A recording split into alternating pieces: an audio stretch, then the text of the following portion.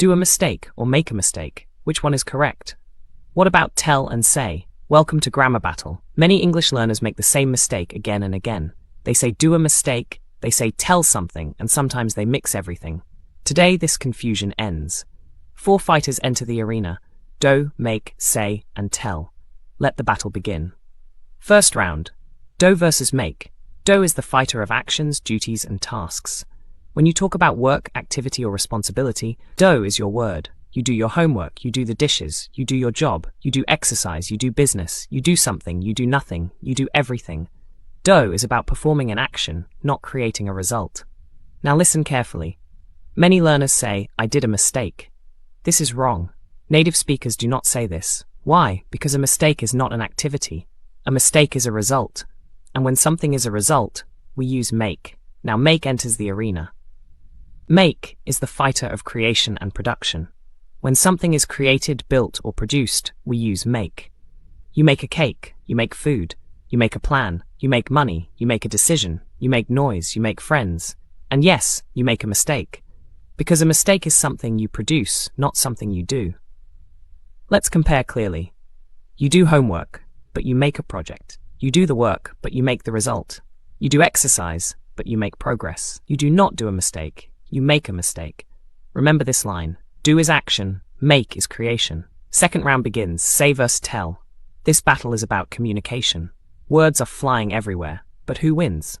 Let's see. Say is simple. Say focuses on words, not the listener. When you use say, you talk about what was spoken, not who heard it. He said hello. She said she was tired. They said good morning. I said nothing. He said I am ready. In all these sentences, we focus on the words only. No listener is necessary. Say can live alone without a person, but many learners say, he said me the truth. Stop. This is wrong. Say usually does not take a person directly after it. You cannot say me, say him, or say us. Instead, you use tell. Now tell enters strongly. Tell always needs a listener. Always. No listener, no tell. I told you the truth. She told me a secret. He told us the story. They told him the answer. In every sentence, someone receives the information. That is the rule of tell. It must talk to someone. Let's make it very clear. He said hello. Correct.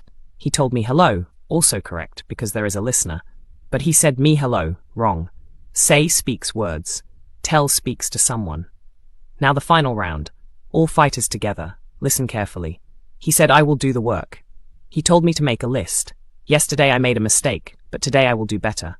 She said she will make dinner, and she told us to do the cleaning. Everything is now clear. Let's repeat the winning rules. Do is for actions and tasks. Make is for creation and results. Say is for words without focusing on the listener. Tell is for speaking to someone. Do homework, make a mistake. Say something, tell someone. Now the real question is not who won the battle. The real question is, will you still do the same mistake, or will you make progress? Will you say it wrong, or tell it right? The grammar battle